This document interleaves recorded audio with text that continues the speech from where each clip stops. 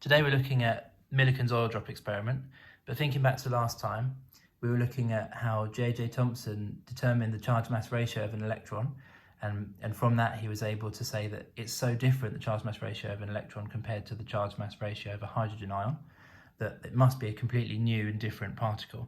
But he wasn't able to say what the charge on an electron was, or the mass of an electron. And Millikan's oil drop experiment does give us the charge on an electron. It's very complicated, and in parents' evening, some of you are saying, I'd like it to be more mathsy. Well, there's a lot of algebra and derivations in Millikan's original idea for his experiment.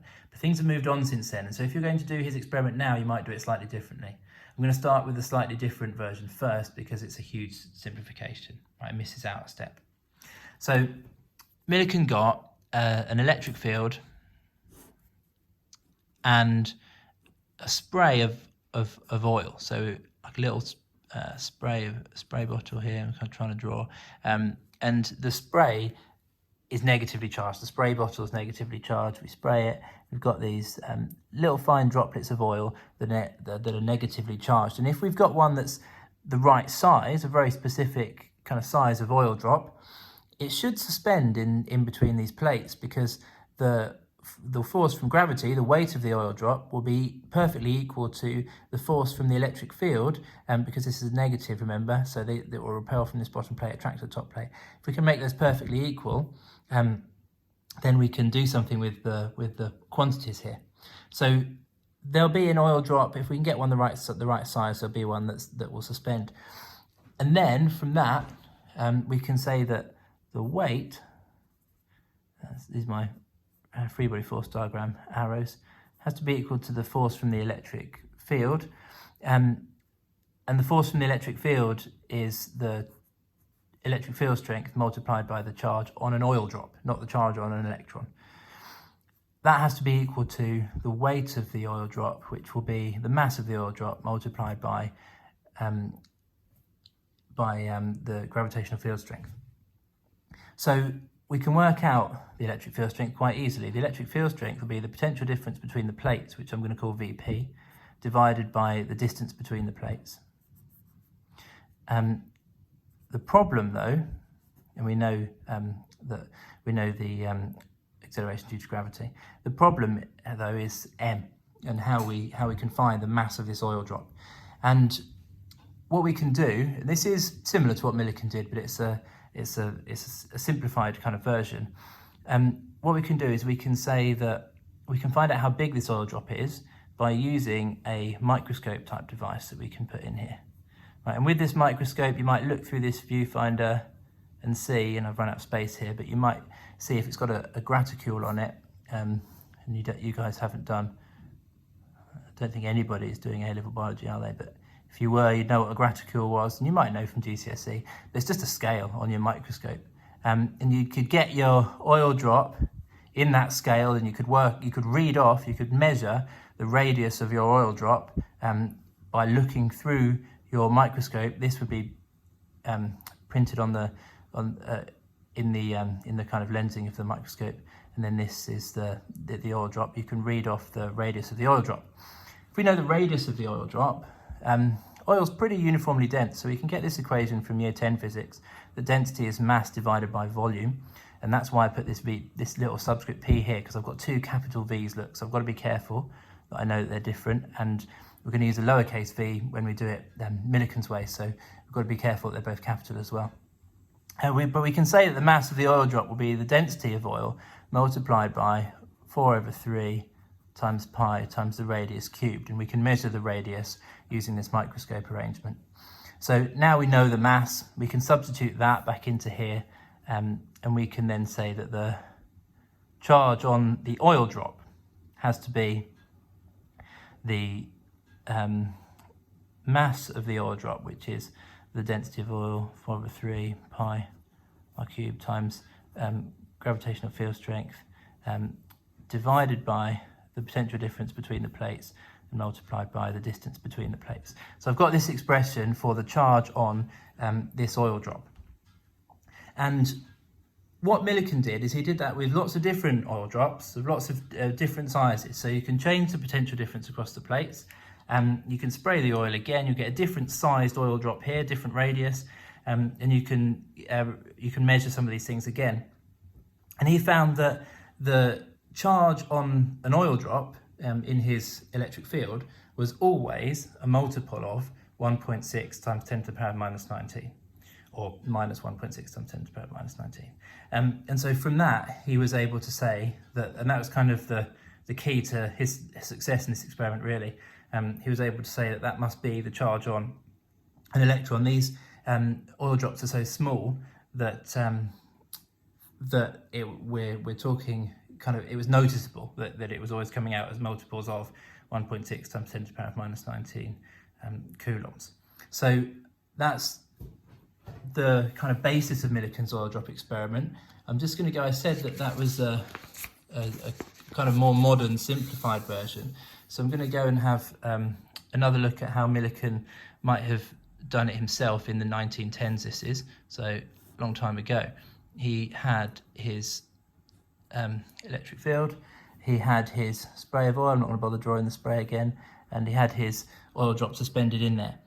He knew that the weight of the oil drop had to be equal to the force from the electric field, so he knew that the potential difference across the plates divided by the distance between the plates times the charge on the oil drop would be equal to the mass of the oil drop multiplied by acceleration due to gravity. I keep calling it that, but gravitational field strength is better, isn't it? Sorry. So he knew that, but he struggled to find the mass in slightly. So the way that Millikan did it, because he didn't have this fancy microscope arrangement, he turned the electric field off, and the oil drop would start to fall. It would very quickly reach terminal velocity. So he turned it off.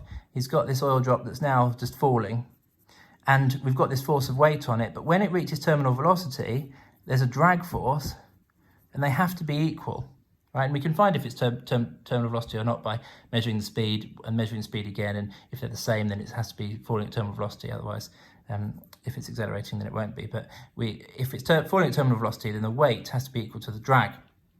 And the drag force we can find from Stokes's law. Now, I know that I added this to the Year 12 course deliberately because I knew it would come up here. It's not a part of the Year 12 course as such, actually, this, but we did do an experiment with dropping ball bearings through a measuring cylinder with honey or something in it, golden syrup. Stokes's law is that the drag force is equal to 6 pi eta RV. Now, you might be familiar with these terms. We know 6, we know pi. Eta is the viscosity of the fluid. In this case, it's just air. R is the radius of the oil drop, and V is the terminal velocity. We can measure all of these things apart from the radius, but we do know that it has to be equal to mass times gravitational field strength. Okay, so we can put that in there if we wanted to. But we've got this problem, we've got the mass here. So what we can do with that is, again, we can go to the density equation, and we can say that the mass has to be equal to the density multiplied by the volume, which is 4/3 pi r cubed. And then we can substitute this into here, and we can say that 6 pi eta RV equals rho 4/3, and you see what I mean? There's lots of algebra here, so I hope you're enjoying this. Make those equal to each other, and then we can get rid of these pi's, get rid of this r, look, and we can find that the radius of this, I'm running out of space, aren't I? Sorry. The radius of this oil drop will be, and if we simplify it down, it's, well, let's do 6 eta v over rho 4/3 g. We can measure all of these things quite happily. Let's make that a little bit nicer, actually. Not really necessary to make it nicer, but yeah, that's a bit simpler, isn't it? A bit more elegant. So this now is the radius of my oil drop, and I can then use that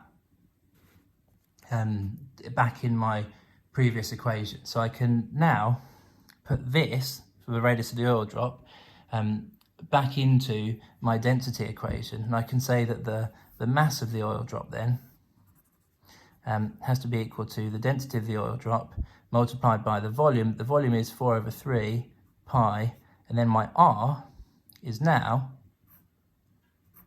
the square root of 9 e to v over 2 rho g. So it's pi r cubed. So this is the mass of the oil drop. So Millikan was able to find the mass of the oil drop by using Stokes's law. He let the oil drop fall at a terminal velocity, and then he made the weight of the oil drop equal to the drag. The mass of the oil drop he got from the density equation, and that meant he could find the radius. You put that back into the density equation, you end up with this expression for the mass of the oil drop, and we can now put that back up to here. So now we can look at this equation. I'm not going to rearrange it for Q, but you can see that we know everything apart from Q. We can find the potential difference across the plates quite easily, the distance between the plates quite easily. The mass is given by all of these things. We can measure all of these things, and we've got another G here as well. So we know everything apart from the charge on the oil drop. And so in a similar way to what I was just saying with this kind of simplified version, he was able to find the charge on all of these, lots of different oil drops of different radiuses. And there was a pattern, and the pattern was that it was always a multiple of 1.6 times 10 to the power of minus 19, which meant that he was able to say that that must be to start with, the smallest unit of charge that the oil drop can have. But he said that's because of the kind of balance between electrons on the oil drop. So that was how he was able to do it. There's a lot of algebra there. They won't ask you to do all of that in an exam. They might ask you to do sections of it. They won't ask you to do it all. So hopefully you're kind of happy with that. If not, let me know. We're going to do a kind of gathering together of some exam questions next time live, and I'll kind of go through some of those for you. But good luck with it. Thank you very much.